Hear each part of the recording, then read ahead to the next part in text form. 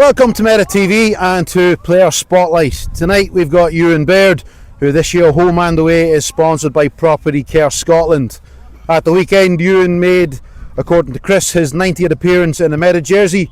In that time he scored 24 goals, he's had 18 assists, giving them a goal involvement of 46.7%. Bairdy, how's it been, life at Meta? Yeah, it's been a roller coaster. Obviously this is my third season now. The first season was assigned, obviously being a bit of an admirer of the club from afar. Knew a few boys who had been here previously, and also knew a few of the management teams and stuff like that. So I always admired the club before I came, and obviously the first season wasn't really ideal for your first season at the club, which ultimately ended up in us being relegated sort of thing. Since then I think the club has kind of turned itself around. Like the first season, for example, I played under 3 management teams before Christmas time, which was difficult. So now there's a lot more stability, it feels, at the club, and if I'm being honest, I've completely loved my time here, hence why I'm still here. Still love playing for the club. The fans have been absolutely brilliant with me the full time through difficult times as well, but we also had a lot of highs as well last season, obviously the Scottish Cup runs and things like that. So it's been a roller coaster, but thoroughly enjoy my football and love playing for this club sort of thing. So I still loving it. So in your time playing, we'll say at this level of football in football boots, what's been your favourite goal that you scored? I've got a couple of favourite goals for different reasons. The goal that I scored at Darvel at the end of the season in my first season would probably be the best goal that I said I've scored in a Meta shirt, the one that I kind of took from the edge of my own 18-yard box and ended up scoring. But I also loved the goal against Civil Service Strollers in the Scottish Cup second round last season, to put us 3-0 up and cruising, mainly because of what it was meaning for the club and how big it was for the club that day, which was probably one of the highest moments I've had in football at the end of that day, and everyone at the club buzzing to have got to the third round of the Senior Scottish Cup. So I also managed to get in the team of the round for that round, which was a nice touch, and I think that's maybe why I think of that goal so fondly as well. No, ideal. Past or present then, best player you've played alongside with in a Meta jersey? There's a lot of good contenders for that.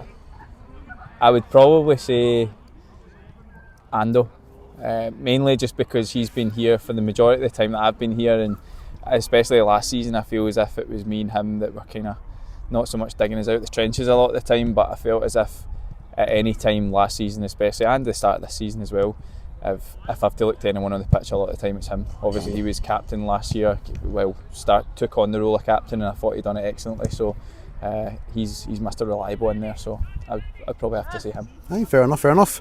Past or present then, the worst player in training but then somehow the magic in a game. I've come across plenty of them in my playing days, guys that just don't look like they have it in the training session. To be fair, it would probably be easier to name the other way around, where they're really good in training and absolutely terrible on a match day, but I'm going to have to go more of a funny one. Big Jamie Barclay for me, mainly because he trains once every 3 months, but he's amazing on a match day. So. I'll give you that one. Training, the one fitness drill you hate but secretly you love.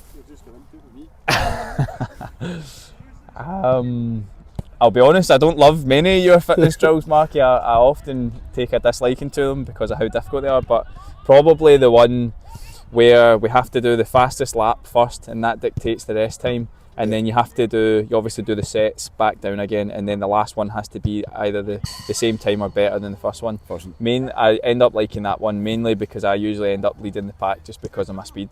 So if I had to pick one, I'd say that one. Pick that one, cool. Maybe do it later. Should have said none of them. The worst defeat, but what did you learn from it? So not so much about the actual result, but what did you learn from that experience? One of the lowest times in a Meza jersey for me was after the Menimus defeat. Now a lot of people obviously say, it's a glorified friendly and all the rest of it, but I remember just sitting in my car after that night and just being really low after that. So first of all, I learned that you can't lose that fixture and how much it means to the fans and the people of Irvine for kind of bragging rights and all the rest of it. But with how low I felt after that, it taught me a lot in terms of how you kind of look at that fixture and kind of what it means for the people around the club. Currently, you're the longest serving player here, 90 appearances, as I said. You've had plenty player nights out. Who's statistically the worst dresser for a player's night out? I'm sure there's a few contenders Oh, as well. there's a few contenders, especially 2 years ago actually, and I'm going to go with Mark Waters from 2 years ago. Some of his gear was absolutely terrible. He's a and now character. he would tell you that he was well dressed and all the rest of it, but some of his clobber was terrible. We often made remarks about him wearing Ben Sherman and stuff like that as well. And he used to wear this top that was like a 3-button that we used to wear back in about 2012 or something like that. So he's going to take it for the worst clobber. Good. Sorry, Mark. Great guy, by the way. Funniest player in the changing room then over the years at Meda. Mark would be up there for that as well, to be fair. Yeah. But I'm going to go with Grant Brennan. I don't think there was ever a dull moment when you were in the changing room with him, to be honest, and I still keep in regular contact with him these days. Yeah, he's a good lad. A right funny guy. He is indeed. Right, fastest in-game sprint from yourself was against Johnstonborough on the 6th of July 2024. Mm-hmm. Obviously we haven't got records that date back, but since we've had the chips, you officially hold the record. Mm-hmm. We're not going to say what the record is because we're going to put that up as a quiz later on, but if we were to do a sprint drill in training and I ask you to pair off against someone who's going to challenge you, in the current squad, who do you reckon could challenge you for a sprint and would push you to your max? There's actually been a couple recently. One surprisingly, big Mark Curra. He actually gave me a good race, I think it was last week, which was a surprise to me. I never knew he had that pace in the locker. There's a couple others as well. Other Bairdy, must be a Baird thing that you're just born rapid. He's quick as well, and Kyle Craig as well is also quick. I remember when we were at the running track pre-season, he was also quick. So one of those three. Yourself excluded, who would you say is probably one of the fittest players you've played alongside in your time in a jersey here at Meda Park?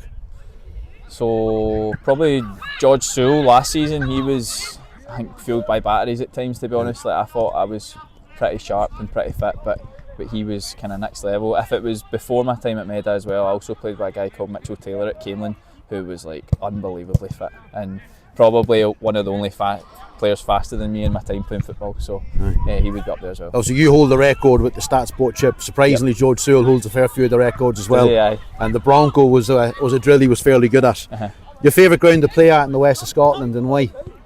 And it can be Meda Park. Well, obviously I'm going to say Meda Park just because of how well supported I feel when I am at Meda Park. Like the support is always absolutely amazing for myself. So when Meda Park's slick, and it's definitely the best surface. But other grounds that would be in with a mention, I like playing at Auchinleck Talbot. They've got a good setup as well. It's quite similar to ourselves, like obviously a big junior club as well. So I'd probably say them, or also I quite enjoy St Roch's as well. Yeah. But mainly just because of bit of banter, bit of rivalry. If you beat them, it's the best place ever to play your football. So hopefully we'll go there this season and we'll get a good. I always find it strange when you go there and there's that flag that says Ayrshire Candy. Just can't get my head around it, but it is what it is. To go and support the game, and that's all we can ask for. Of the new signings that Jamie's brought in this year, who's been the one that's impressed you the most? It's hard to single out, isn't it? It is, but you're on the spot. Okay, I think Lyle Holden's been really good for us. I think he's came and kind of solidified us on that right hand side at the back. I think he's been really good. Jojo Gillespie's obviously chipping in with a lot of goals and assists. I actually didn't realise how many goals and assists he did have until I was reading one of the matchday programmes. So in midfield he's been really good, and then I've got to mention Kyle Craig as well, because he's come in and scored a lot of good goals, and it's good to play with somebody like that. I think we've maybe missed somebody like that over the last couple of seasons. For myself, obviously playing on the wing, a lot of the time I'm putting in, or I want to put in crosses and there's maybe nobody there, or if I do put in the cross there's nobody there to apply that finishing touch, and he's doing that, so he deserves a mention as well. This season then, I think I might have asked just before at the beginning of the season, have you set yourself any targets in terms of how many goals and assists you're trying to achieve yourself from a personal point of view? I would say that I'm sitting on 5 assists and 1 goal just now. So in seasons gone past it was probably the other way around, where I'd maybe have 5 goals and 1 assist. So I'm going to set myself, first and foremost, I think I need as many as it takes for us to finish up the top end of the league, preferably up in the top 3 or winning it. But if I was to put a number on it, I would definitely say I want to be in double figures for both. I've been in double figures for goals my previous 2 seasons, so would like to do the same again this season, and I'm obviously way ahead of where I have been assist wise for the last 2 seasons at this point as well. So I'm going to say at least double figures for both, but good. As many as the team needs. Indeed. Next up then, obviously back to football duties on Saturday. It's a league fixture. We're away to Recreation Park over in Darvel. They host us at 2 p.m kick-off. You're looking forward to that fixture? Yeah, really looking forward to it. Obviously I mentioned the last time I played there I scored a pretty good goal. It's again a good setup. They look as if they're going to be one of the stronger teams in the league, so it's important that we go there and try and pick up maximum points, 3 points. So yeah, I'll hopefully maybe not be able to recreate the same type of goal as last time, but as long as we go there and win it, I'm sure it'll be a good fixture. Indeed. Well, listen, congratulations again on reaching 90 goals. We'll catch up with you when you get to 100. 90 goals, 90 I wish it was 90 goals. We'll catch up when you get to 100. So listen, all the best to Saturday and the rest of the season. Thank you very much. Thanks for your time. Cheers.